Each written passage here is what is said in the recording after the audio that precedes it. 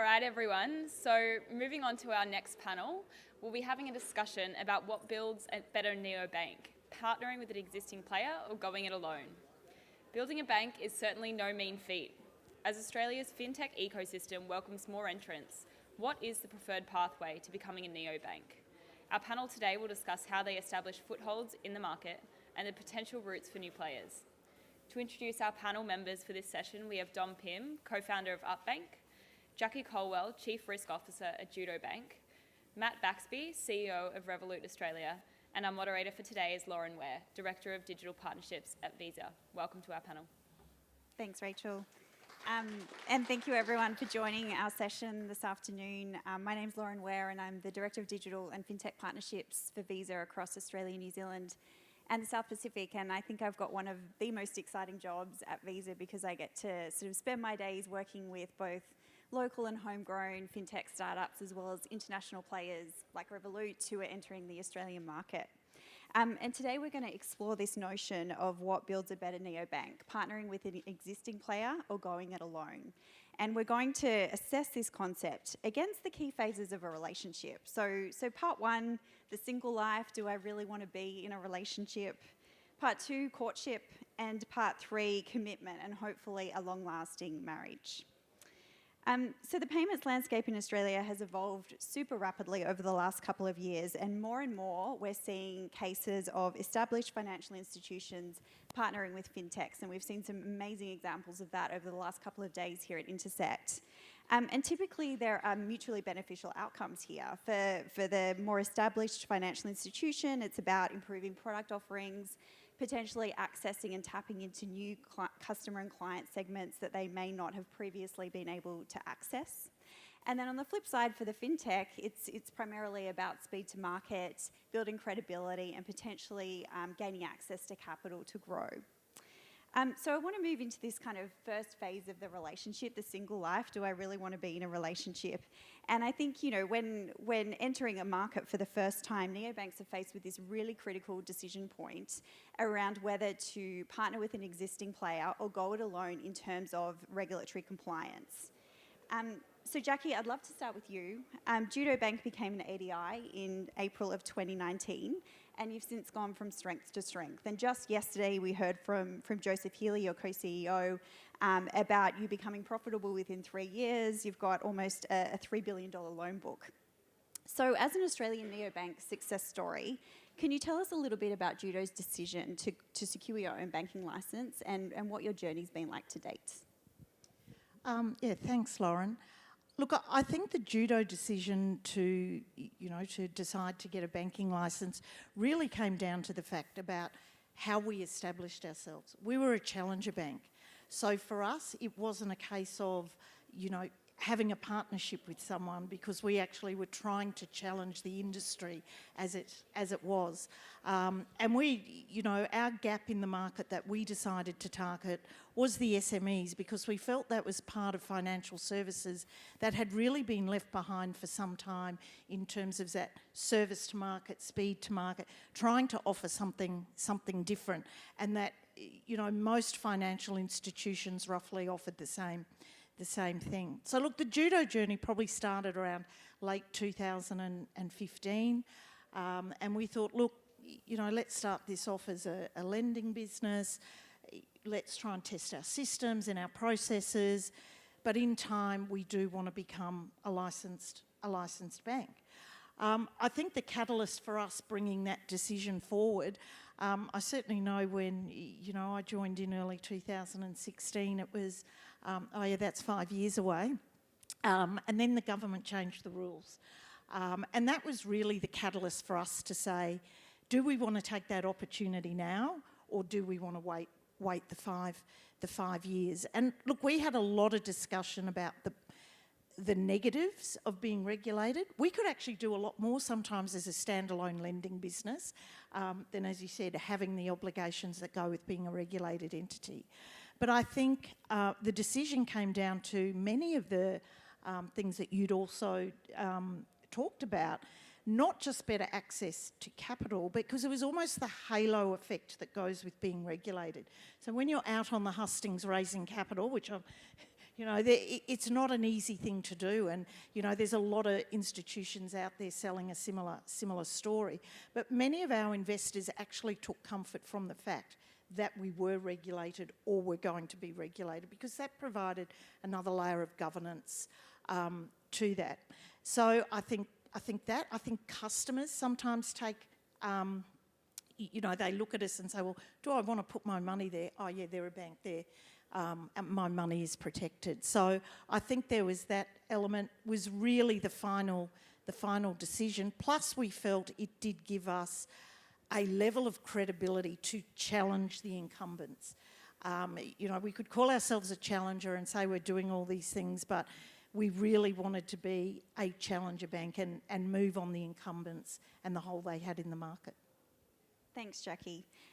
Moving on to Revolut, Matt. So Matt's, sorry, not Matt. Revolut is applying for banking licenses in multiple markets internationally.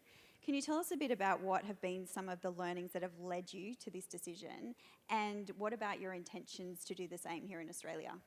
Yeah, look, I think the starting point is, you know, we've got some great strategic partnerships and relationships that we have globally and that we have locally, and they will continue to be a really important part of our business. But you're right, one of the things we've held really true is securing the licenses that we need to build our businesses, and a lot of that stems from a couple of things. One, wanting to be masters of our own destiny a little bit, so you know, having full end-to-end control of the customer experience, and as importantly, being able to set our own risk appetite and work to that. I think the other, and yeah, sort of echoing some of the early comments, I think there's a big element of you know, if you genuinely want to hold that primary relationship, that there's a big trust quotient that needs to come with that. And I think the reality is consumers do look for things like whether you're held to the standard of a bank and, you know, how you held yourself out there. So they were big drivers for us, you know, ensuring that we're sort of masters of our own destiny. And probably a little bit culturally, we've found that, you know, Revolut works at such a pace that, you know, more traditional banking partners have struggled to keep pace with that as well. And when we really want to put the foot down on either feature rollouts or, you know, delivering a certain sort of customer experience for our customers, that, you know, we don't want that to be a constraint. In terms of how that sort of plays through in Australia, I guess the focus for us is to build a financial super app that our customers love, that is a feature set that really challenges the way people think about banking, as a jump-off point to providing banking services in the future, because we know our customers want that. And so, yeah, as I said, the focus is really at the moment, you know, build that feature set out that people love, and it's a great springboard then to banking products in the future. Awesome. So watch this space. Dom, now to talk about Up, obviously Australia's very first digital bank and mobile-only bank. And obviously this is a collaboration between Bendigo and Adelaide Bank and Ferocia. Can you share some details with us on the genesis of this partnership? Yeah, sure. I might be the odd one out advocating for not having a licence. Actually, I think having a licence is a good thing. It is very important for all the reasons that the guys mentioned. We actually didn't have much of a choice, to be honest. When we started the journey, you know, we were working with a couple of the major banks in Australia, helping them to build digital banks in Asia and here in Australia. And that got pretty frustrating because we spent 3 or 4 years doing that and we weren't able to launch. So we sat down and had a chat with Bendigo and said, you know, we'd like to launch a new bank. You know, we weren't calling it a digital bank then. It was just like, because everything's digital to us. We just want to launch a new bank. Can we borrow your banking licence? And we very quickly found out you can't borrow a banking licence. It's a bit of a joke, but that's sort of, you know, a summary of how the conversation sort of went. And we spent the next year working with the regulators, working with Bendigo, understanding how we could set up the structures, the legal structures, compliance, risk, fraud, all the different things you need to do. And we actually set up sort of Australia's first and still probably only successful relationship between a FinTech and a bank that's offering banking services and can call themselves a bank, and yet, you know, Ferocia doesn't have a banking licence, and Up doesn't exist. It's an unincorporated joint venture. so that was a fairly unique model. But one of the drivers for us was that We had at the time we're about 10 years into our relationship with Bendigo, so at the time we would have been about 6 years in. So we had a relationship of trust. We knew that they were doing a great job. They're a loved bank by their customers and they're fifth largest retail bank in the country. So it made sense as a partner, having had the frustrations with the really big banks and not being able to move fast enough, that we knew that we could move fast and innovate with Bendigo because we've been doing it for 6 years. So really we looked at, if we went to apply for a banking license, we need sort of $200 million, $100 million of regulatory capital and $100 million to run the company. I didn't have that in my wallet, so that was the first problem. The second problem was that the previous Australian company that got a banking license was 28 years before that. So it wasn't like they were giving out banking licenses like lollies. You couldn't just get one easily. And so we heard rumours that the government were looking to change the regulation, but that sort of didn't happen in full force until 2018. We'd already launched in 2017. So we launched publicly in 2018, and then shortly after, all the licenses sort of started coming through. So so for us, we were almost forced into making a decision not to get a banking license because number one, it was expensive. Number two, it was hard, and number three, not many people were doing it. Then the regulations changed, and we said, you know what, this is working really well. We got to market a year before everyone else. We've been growing very rapidly. We've been innovating, and Bendigo have been keeping up, and they've been supporting us. So we're going to keep doing that for now. Thank you. So next we're going to move into sort of the next phase of the relationship, which is all around courtship. And I think it's safe to say that there's been a real step change for many larger organisations in the way that they view who their partners are, and Visa is one of them. So even as we look at our appetite to partner with startups and FinTechs, it's changed dramatically over even just the last 3 years. So I guess even from our perspective, we've certainly changed the way that we think about courtship. Matt, I want to talk a bit about Revolut again. So from the perspective of a global neobank entering into Australia, how have you gone about establishing a foothold in the Australian market? And how does your approach to partnerships for Revolut here in Australia potentially differ to how you look at it globally? Yeah, in some ways we were in a super fortunate position in having lots of kind of strengths we could draw on for what Revolut had done in other markets. And so, things like the fact we'd closed a funding round immediately before COVID gave us a ton of runway to sort of really go for it. It's obviously great product capability and tech build out that had happened. And then the third is some of the global partnerships we've been able to draw on, Visa being one of them, but quite a number. And it's a combination really of global and local.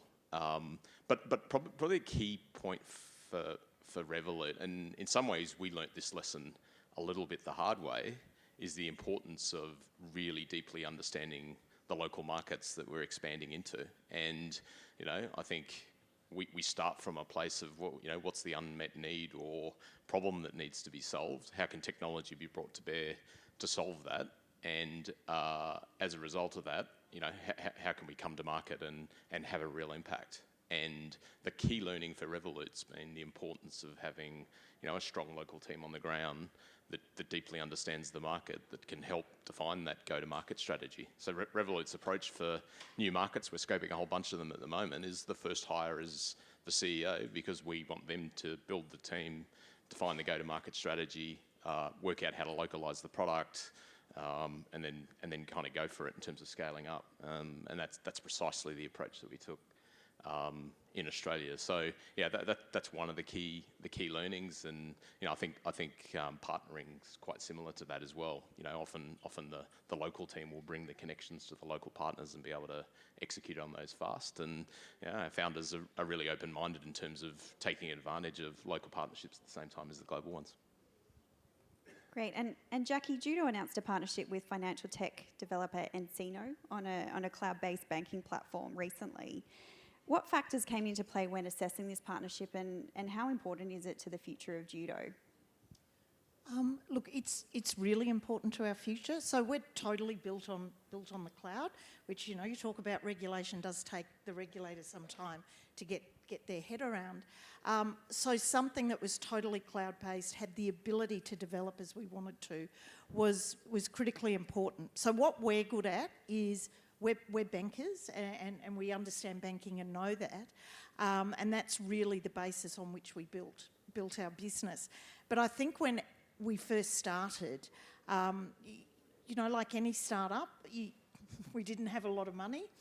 So we put in systems, first of all, just to get us started so we could test our proposition. But all the time knowing that if we wanted to reach the scale and where we wanted to get to, we needed to have a system that could do that with us. So, you know, it was, if you talk about courtship, it was probably quite a long courtship, looking at a number of different providers.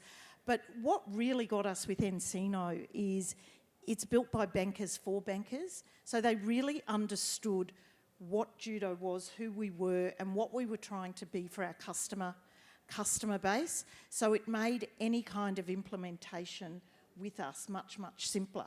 And their willingness to work with us to help develop things that maybe, you know, we said that, look, what have you thought about this? This is really important in the SME market. So I think it was, you know, we can help them with certain things. You know, they had a product that we needed. And yes, you know, it doesn't just have to be off the shelf. You know, we don't want a lot of customisation. But how do we help them build that and help them get, you know, more traction in the, you know, Australian market as well. So for us, it's been very successful. We officially kind of got it going, you know, did all that ugly stuff that you do about migration of systems, which makes CRO's hair go grey. But, you know, we really got it off the ground this month, and it's, you know, the feedback from our bankers, you know, has been this is a great system for us. Sounds like a true collaboration there. Dom, obviously Bendigo and Adelaide Bank are one of your partners, but just taking a look at the tree of Up, you can see that there are multiple partnerships within your ecosystem, including partnering with fellow FinTech Ware for international payments.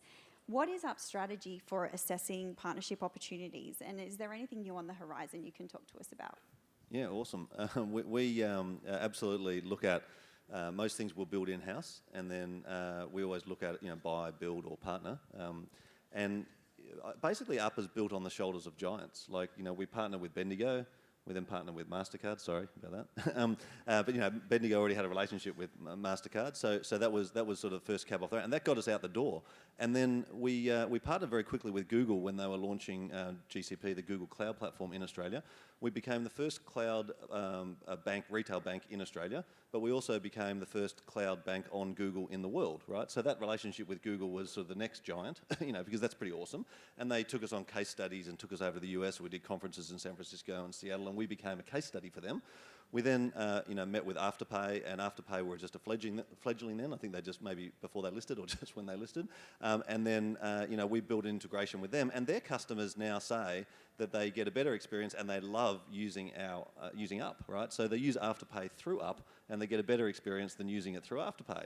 And then along came TransferWise, and we met them in San Jose, and we came back, caught up with them in Sydney, and I call it the 15-minute meeting, because there was a meeting of the minds where they were saying, we're going to launch this new banking service that we want to roll out globally. We've got Monzo, we've got N26, we've got a couple of banks, you know, in the bag. Are you guys interested? We became the first bank in all of Asia Pacific, and then obviously first to go live in Australia, second because one beat us second in Asia because one beat us in Singapore. But we became the first bank to integrate with them in this region. And you know, now what we see, and even the CEO of TransferWise was tweeting saying, you know, he's not seen an integration as awesome as the one with Up. And it's because we took that partnership and we wanted to help them expand in the Australian market, and we wanted our customers to get access to that product, and so it was a win-win. And I think, you know, that 15-minute meeting where we just got together and said, you know, do we want to do this together or do we want to compete? You know, that was a very important sort of juncture in a partnership, because a lot of the time you can help each other to be better, or you can go directly compete with each other. And I think the market's big enough for many players, but certainly this co-opetition model is something that we're seeing more and more of over time. So yeah, we're very proud of our partnerships, and it's also helped us to grow as quickly as we have, you know, to get to where we are now. Oh, you asked anything new on the horizon. There are a few things, but probably the most exciting thing for us, and it sort of is an analogy or correlates with what we're talking about, is that we noticed that our number one requested feature from the tree of Up was joint accounts. And so everybody was asking for that. And it's a little bit like a partnership, because at the moment, most people who get a joint account are a married couple, or, you know, like someone who has to go through filling in forms and all that. We made it so that in, you know, 10 seconds you can sort of sign up a two-up, we call it. It's multiplayer banking. And what it means then is that you could be a same-sex couple, you could be a husband and wife, you could be two roommates, you know, you could be business partners or whatever, and you can set up an account and then you can quickly blow it up. You can have it for the weekend, or you can have it for a year, or you can keep it forever. That for us actually epitomises the the partnerships that we're talking about right here. You don't have to be in bed together or married or something to suddenly be a partner. You can actually have transient relationships as well. And so for us, that isn't just how we build our business, but now that's what we also offer to our customers. It's very liberal thinking from up. A great segue, because we're now going to talk about commitment and hopefully a long-lasting marriage or union or whatever it may be. So I think, neobanks and startups are often faced with this decision point around whether to build, partner or buy for new capabilities, and we've heard about that a lot over the last couple of days.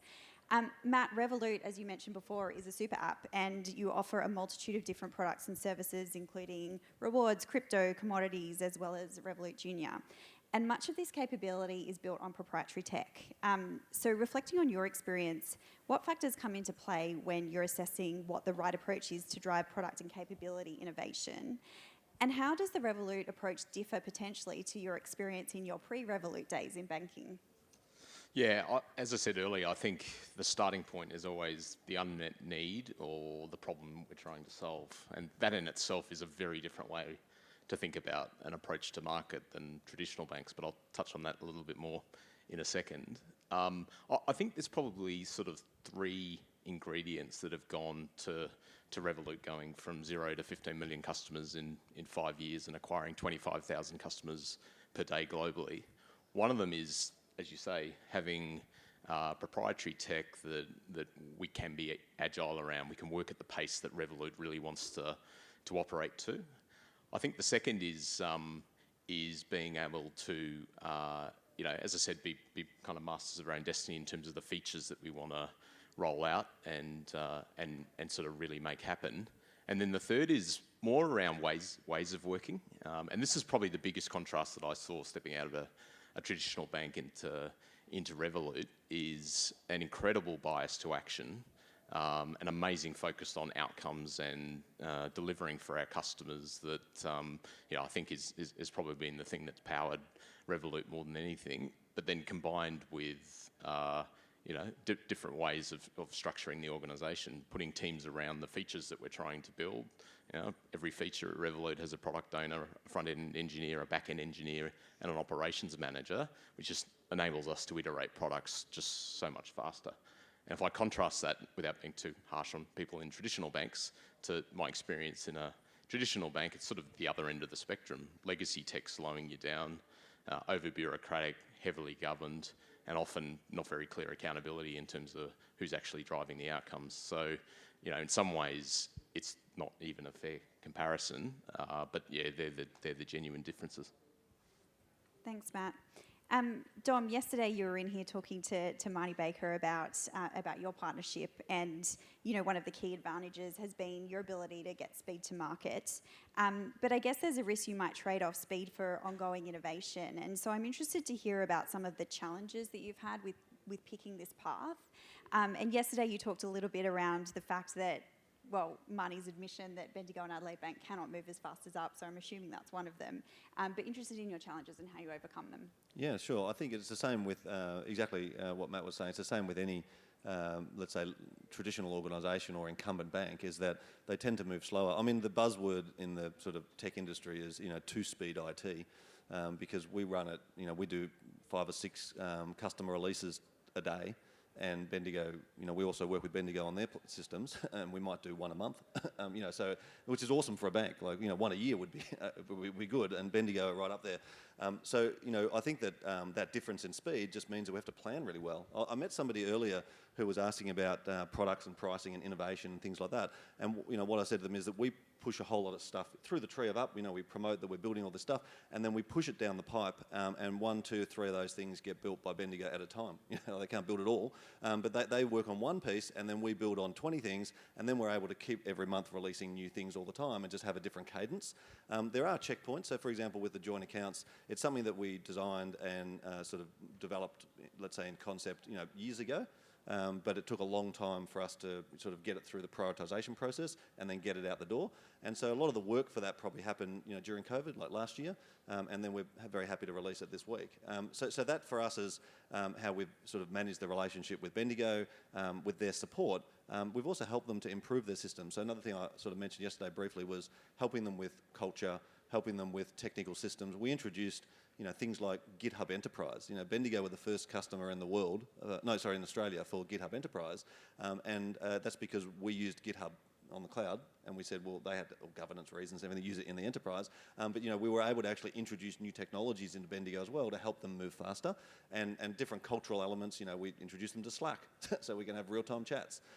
Things like that I think have been really useful in the partnership, and we learn from them, and they learn from us. So it's possible to have let's call it a legacy organisation or an incumbent organisation working with a fast-moving startup, and for it to be successful, because you've got Revolut here who have proven that they can work with heaps of different partners.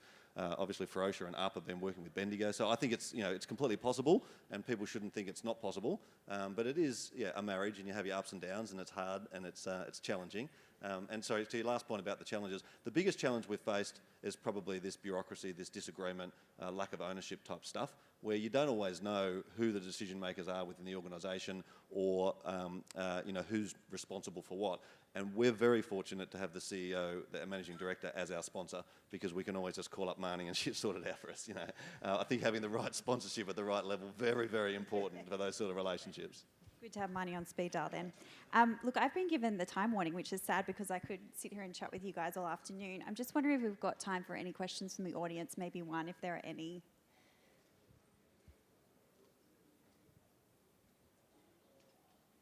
No, well, I've just got one more then. Speed round to finish off. Same question for all of you. What are the top 3 factors that are critical to a successful partnership in your organisation? Alignment, clarity, and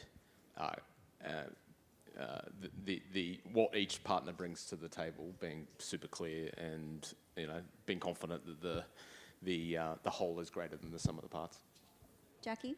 Yeah, I think sharing the same sense of purpose would be the biggest one for us. Understanding we are a small bank, so cost becomes important. Give us your best at a reasonable price, but also the willingness to work with us to develop for the future, and know that where we are now is kind of not where we want to be, and we want a partner that sees the future with us. Think big and grow into it. That's what Joseph Healy said yesterday. Dom? Shared purpose, culture, and I would say trust. Awesome. Well, I want to thank our amazing panel, Dom, Jacqui, and Matt. Thank you for your time this afternoon. It's been a great conversation. Thanks. Thank you to the panel, and thank you, Lauren. That was great.